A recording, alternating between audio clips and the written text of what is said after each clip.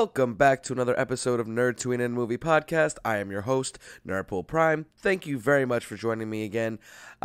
You're listening to this on iHeartRadio, Spotify, YouTube, pretty much anywhere you can get your podcasts except for iTunes. I did apply, and we'll get you an update on that whenever that comes available.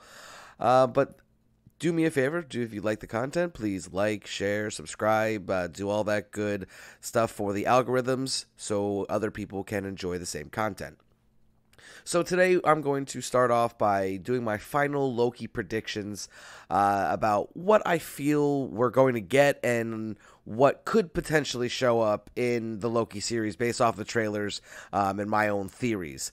The Disney Plus original series is the Loki series has been one I've been looking forward to for the longest time. I've said numerous times that I feel like this is going to be the best of the three of the first phase of the Marvel Disney Plus shows. And that's saying a lot considering the high praise I've already given to both WandaVision and Falcon and the Winter Soldier because they have both were top notch. But this series will be like all over the place. And it appears that there will be multiple alternate timelines that Loki is being blamed for. It's unclear why the TVA or the Time Variance Authority don't blame the Avengers, considering how they went back in time in the first place, causing Loki to be able to reacquire the Tesseract and create all these additional timelines.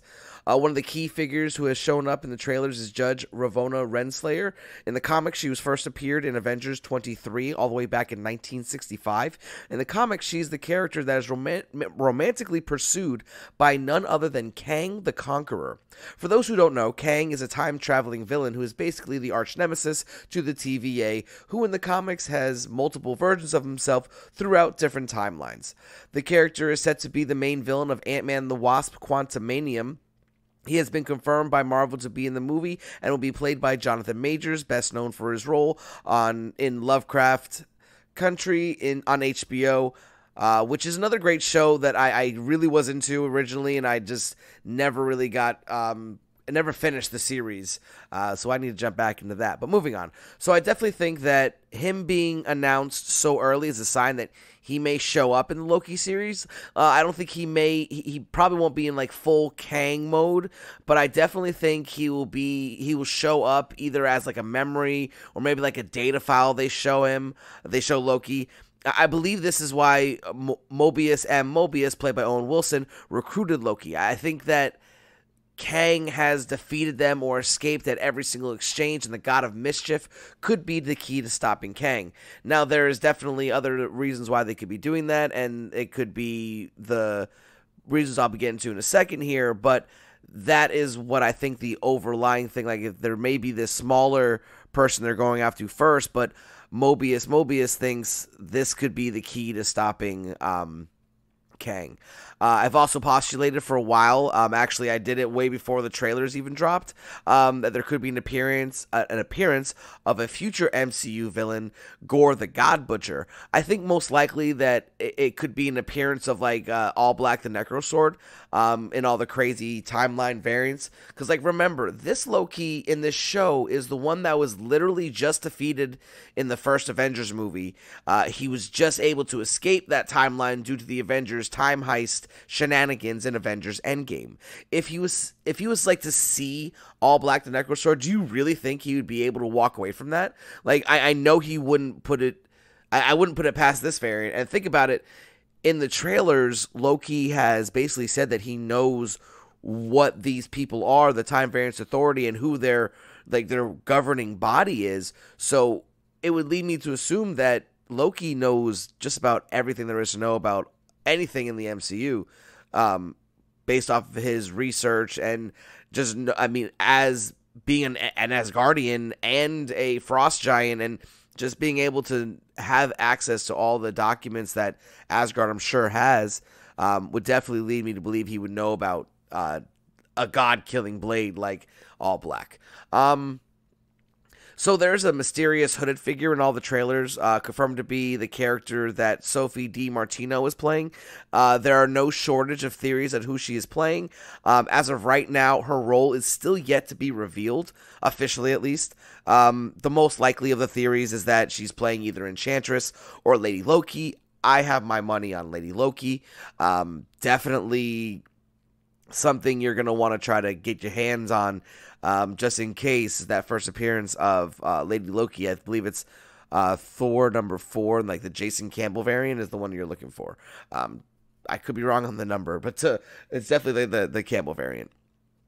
Moving on. One thing that has been bugging me about the trailers is when Mobius said that when Loki took the Tesseract, he broke reality. Why would that break reality? I mean, the Tesseract doesn't have the ability to, like, travel through reality. It's just space and time, right? Like, not even time, just space. So why would that break reality? Is it because that timeline branched off of already branching timeline because of the meddling of the Avengers? Almost makes you think that it's just something that they said to get Loki to cooperate. Because it just doesn't, the Tesseract doesn't have that ability to break reality. That's, to my knowledge at least, unless because he, like I said, because he was able to break off an alternative reality in an alternative reality. Maybe that's why. I honestly, we'll have to wait to find out.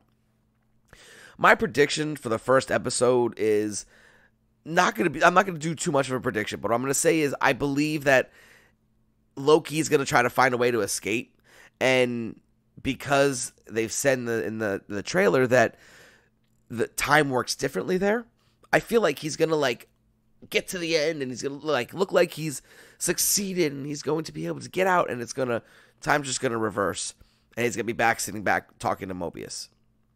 I really feel like that's something that's going to happen, at least in the first couple of episodes, maybe not the first one, but at some point he's going to like try to run away in the Time Variance Authority, and they're going to like just mess with time in that little pocket of the universe. Because it's, from all the trailers, it appears to be like its own almost pocket universe. So definitely think that that's going to come into play. And I really think that when Loki agrees to work with them, he's definitely going to be playing his own secret little game, working every angle to get free of their clutches. I mean, he even said in the trailer, I'm 10 steps ahead of you, which may not even be true. That may just be him saying something and then being proven wrong. But, I mean, definitely something to look forward to. Honestly, though, this show can go in just so many different tangents that I really don't know what to expect. And honestly, I'm so happy about that. I'm just going to love being blown away by this show. I can feel it already. I mean, it's going to have like the WandaVision crazy magic aspect along with the hand-to-hand combat of Falcon and the Winter Soldier. It's going to be fantastic, and I cannot wait for the 9th and Loki to start. But so that's going to be my little final Loki prediction section. I'm going to take a quick little break here, and then I'm going to come back and I'm going to talk about selling comics online and how we probably should thank the people we are getting our comics from a lot more than we do. Stay tuned.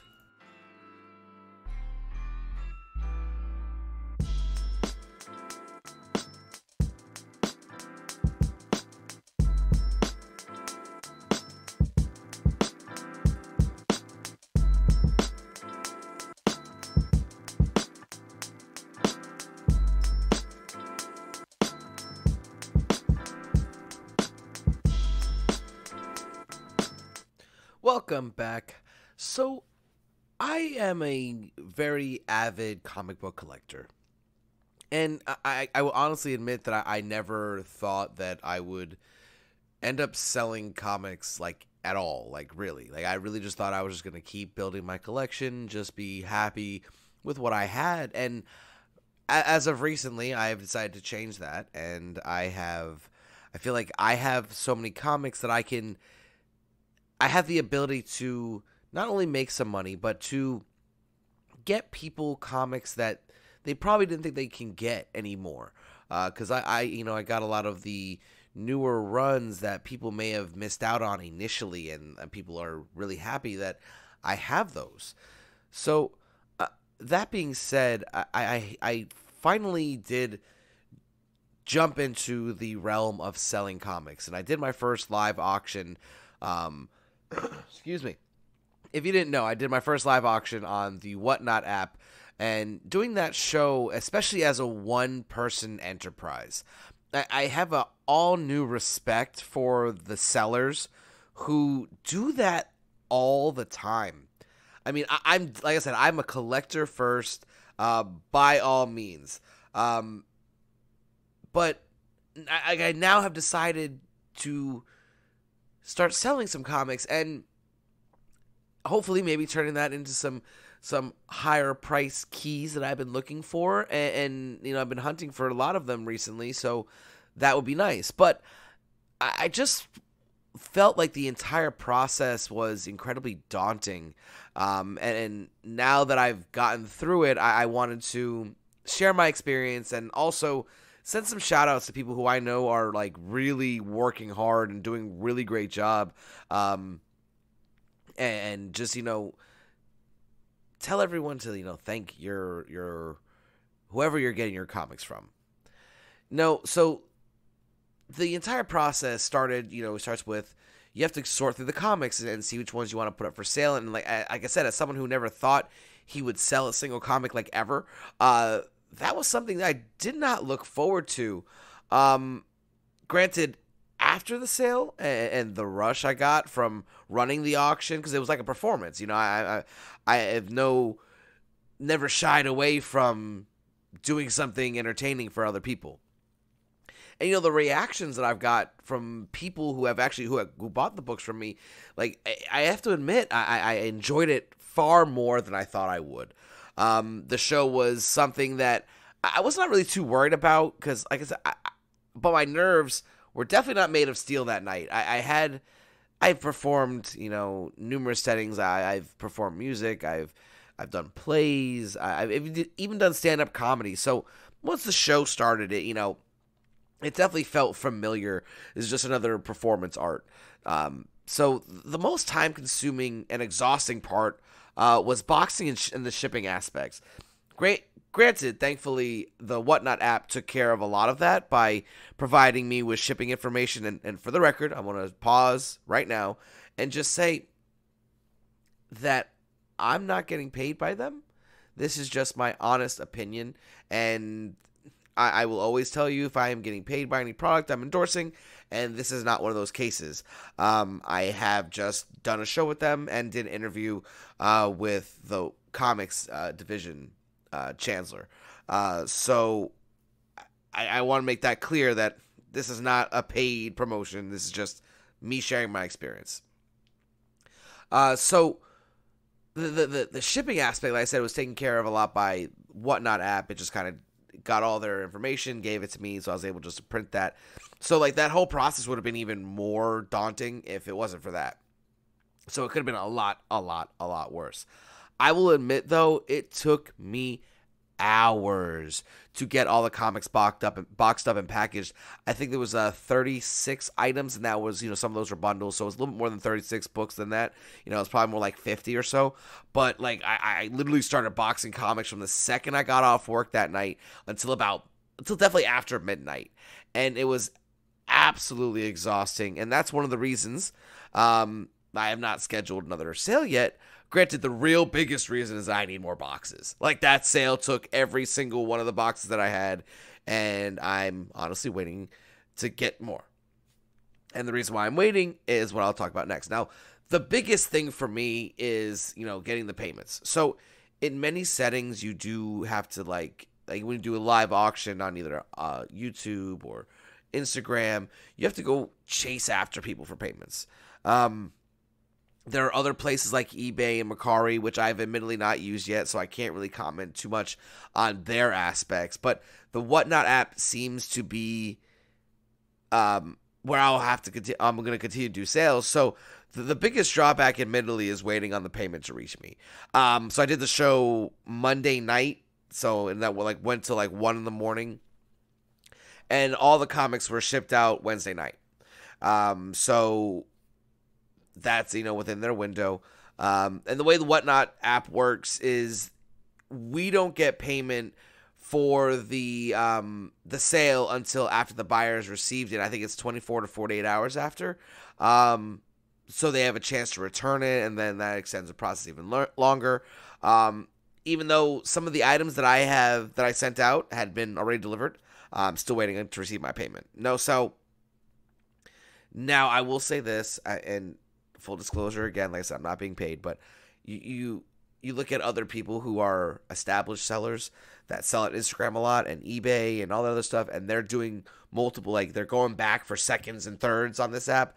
Leads me to believe that everything's going to work out eventually. As of right now, I can't confirm it. And like I said, since this is my first experience on the app, I'm curious to see when the money starts trickling in. And I'll continue, of course, to update on any of the progress through the podcast or through my posts on Instagram. There are many things that can be said about me, but one of the things that cannot be, at least on this podcast, is I will always give my honest opinions. Now, maybe not when I'm in a professional setting elsewhere, but I say what I believe. So, and if you don't believe me, check out my pre-order special that I did on the podcast about months back at this point. I basically called out one of the biggest retailers in California, and I'm not going to name their name. If you want to, you can go check it out. It's on the definitely on the podcast, on all the audio ones, and I believe it's on YouTube as well, but I digress. This comic book shop is so big and so influential, maybe, that Keanu Reeves drops off the new Berserker comics himself. And I say that to say that I will not pull a punch. If I feel like I've been wronged or feel like I want to say something, I'm going to say it. There's just no way around that. So I'm saying that just to be able to say that I'm reserving making my judgment, like a real judgment on the experience, until I start getting all the money. So that being said, the wait will be 100% worth it because I have tried to sell comics. Some of the comics that I sold, I had up my Instagram page for a lot less than they went for. And no one even jumped at him. I literally I sold one comic off of that. And then I only sold a couple comics off of the YouTube sale. And oh my God, I am so mad that I let go of my West Coast Avengers 45, the first appearance of White Vision on the live side. I mean, it did get $75 for it. Granted, it took almost a month to get the payment. So again, and that was through an online sale through PayPal because they were like, wow, that's a big sale. You sure you deserve this? So waiting for payments is something I am accustomed to at this point. But I'm a big believer of now not counting, not counting chickens before they hatch. I've been burned one too many times by believing in what I thought was a sure thing. So while I have little doubt everything will play out in time, I personally cannot say it's happened yet. So granted, like I said, big time sellers are doing second and third shows.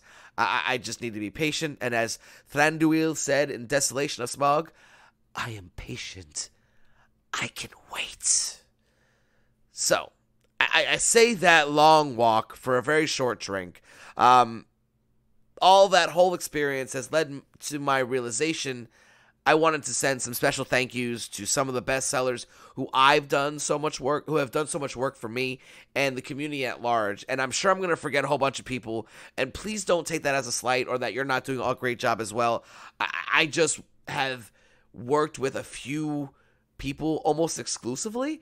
Not like I am exclusively their client, as in I won't buy from anyone else, but I just trust them so much that I want to send them another shout out. And I've mentioned them on just about a whole bunch of podcasts at this point, episodes, but I'm going to keep doing it because they're that good. So the first one, obviously, is Duffy Boys Comics. He's been doing live shows on Instagram by himself for months now, as well as facilitating pull lists, which I'm not doing. And this guy is a one-dog show. Sorry, that's an inside joke. You'll have to, watch some of Duffy's stuff to get that. That's his stuff. He's pretty much where I get all of my pull. I have my pull list through Duffy. I don't have it at my LCS or anybody else's through Duffy. And he's been unbelievably reliable and amazing to deal with. And now he's also doing shows on Whatnot. So it might be a time to get the Whatnot app if you don't have it already. And then we got it Hard to Come By. He has been doing a lot of shows. He does Thunder God comics on Thursday night. Go check those out. Also got Samurai Sundays every other Sunday on either his page or Wild's page. That's on YouTube. So is Thunder God. And I haven't really claimed in bulk with him, but every book I've gotten from him has either been a book that I've wanted for a while or has now, after I've gotten it, become super hot or have a super spec on it. Like, for instance, I got a comic that it's the 1 in 25 Smallwood Punisher. I honestly can't remember the issue, but it's where he's looking at the War Machine helmet, and there's some speculation that he might show up in Armor Wars. So we'll see. That book is a hot book right now, and then if he shows up, it'll be even hotter. So, and he also is the person who gave me my first shot on a live auction. I was able to go on a Samurai Sunday auction, like I told you when I sold that Avengers 45. And that was, I think that was so crucial to my success on the Whatnot show.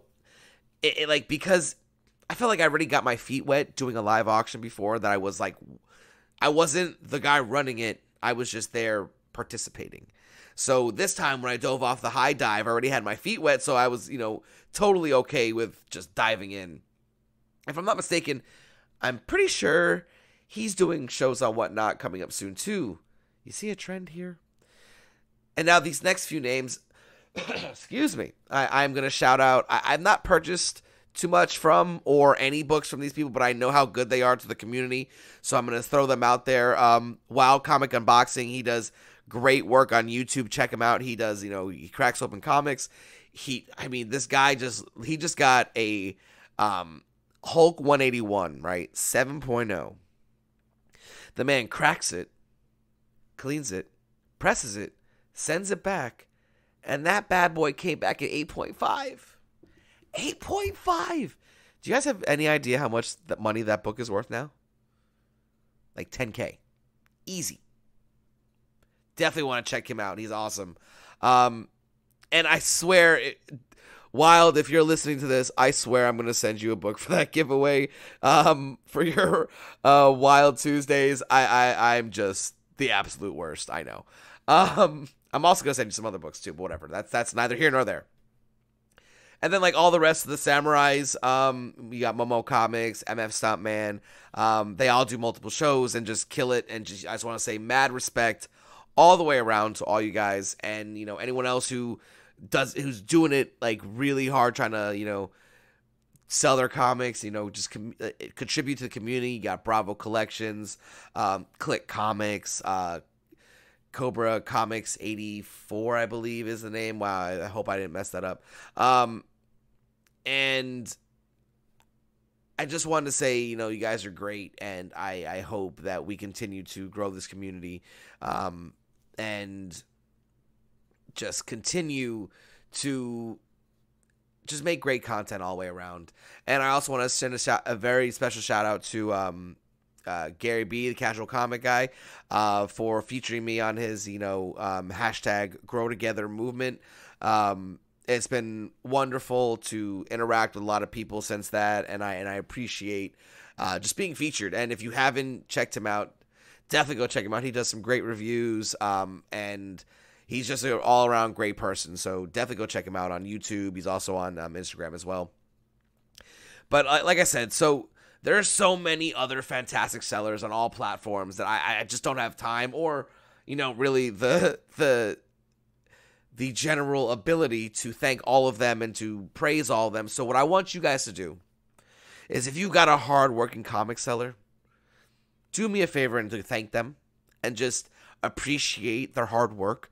Like, speaking from firsthand experience, it's definitely not easy, and there's just so much that goes into the entire process that just as a buyer, I think some of us might take for granted. And now as I've seen the truth, just saying, yeah, thank your comic book provider, whether it's your LCS or online retailer, or, I mean, just don't forget, without them, we don't get the comics we love. But that's my piece. That's the show for today. Thank you so much for coming out, and don't forget to check out Samurai Sundays on YouTube, usually on Wild Comics page, as well as all the Whatnot shows. This is your host, Nerdpool Prime, signing off.